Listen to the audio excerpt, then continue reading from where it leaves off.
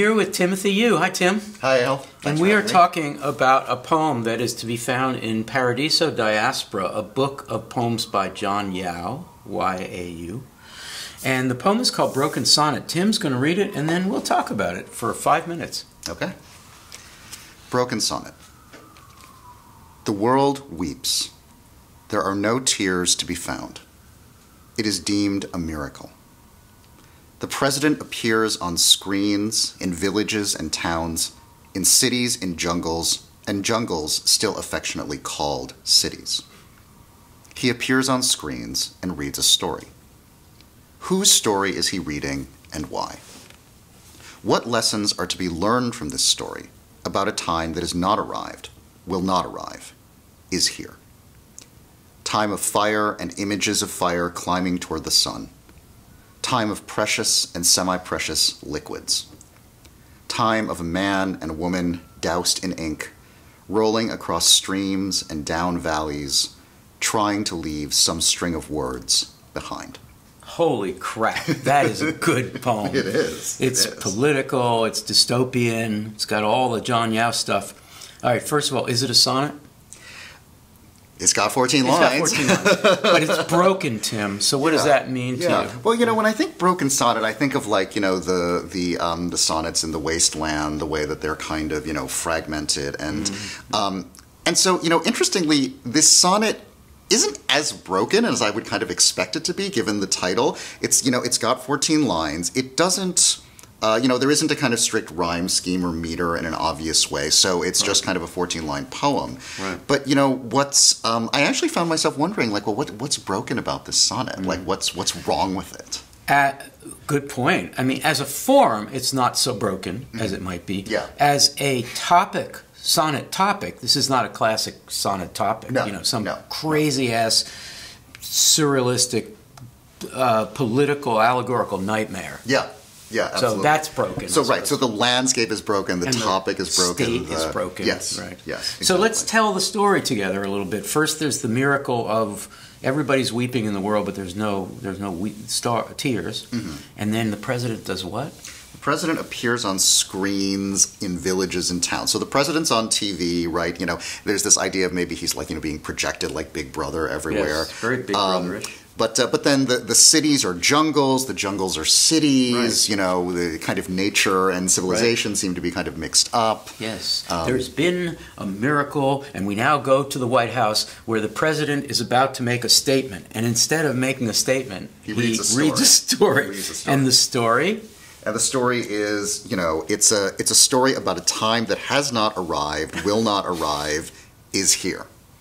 Yeah. So, and if we think about a little further, fire and images of fire, it's an apocalyptic future that hasn't arrived, yes? Yeah, I guess that's true.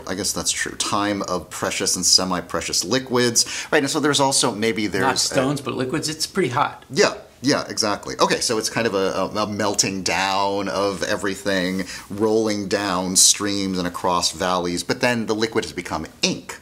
So it's a kind of writing. It ends with a meta-poetic reference to a man and a woman, almost like end time. So we're left with, an Adamic figure. Adam and Eve are the first poets who roll down a valley in ink and create some kind of text. Yes, leaving some string of words behind, which is, of course, is it the text that we're reading that's the thing that's left behind? Is that what they've written for us? Apocalyptic, revolutionary, Big Brother falling apart, telling stories on TV, a miracle.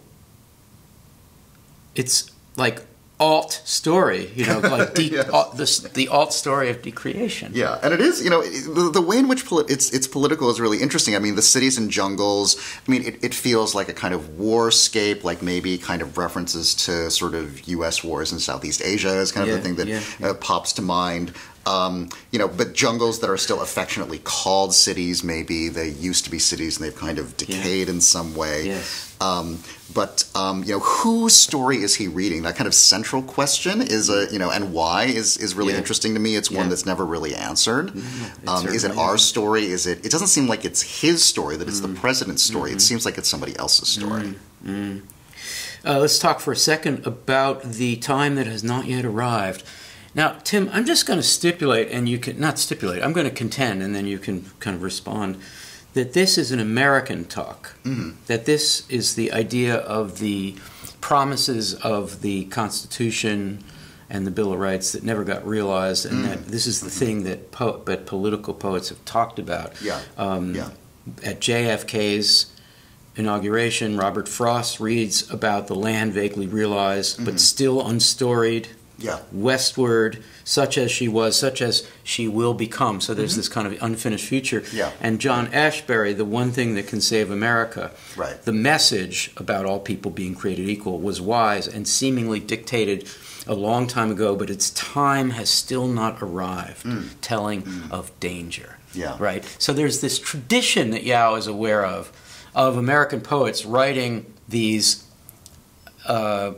stories about the state never quite realizing its promise. Yes. But then it is here, right? And so what do we make of that arrival then, right? Because if, as you say, this idea of an America that is still potential, that has never quite been realized, that we're always kind of aspiring to, but it hasn't arrived. It's not going to arrive. Oh, it's here. And I feel like that gives it the apocalyptic turn, right? It's like doomsday's never going to come. It's never going to happen. It's here. It's happening. Right. And so maybe when we realize that potential, it's not going to be quite what we were expecting. Like this kind of realization, fulfillment of America might not be exactly what we were hoping for. It might be something. It might just be this kind of this fire, or it might be this trace of writing, right? Yes. Let's finish with the trace of writing. Yeah. So let's go back to it and end there. Okay. So time of this, time of fire, time of this, time of a man and a woman doused in ink, rolling across streams and down valleys, trying to leave some string of words behind. Trying. I love that. And they're trying to write on the landscape, right? But they have to do it with their bodies, right? I mean, they have to literally roll around on the ground. I mean, it's like rolling yourself on an ink pad and then rolling on the ground and trying to write that way. It's some kind of art happening, experimental art fluxus happening, but it's in this apocalyptic moment. Right. And you know what, Tim? It's possible that the broken sonnet doesn't refer to this unbroken sonnet, but to the thing that this couple wrote. Maybe they've written the broken sonnet. Yeah, I like that. Tim, this has been fun. Thank you. Thank you so much. The poem is Broken Sonnet. It's by John Yao. It's in this book, which is published by Penguin, and I think we both recommend Paradiso Diaspora. And I've been with Tim Yu. Thank you, Tim. Thank you, Al. If you liked this episode, watch another and subscribe. And join us for ModPo, a free and open course at modpo.org.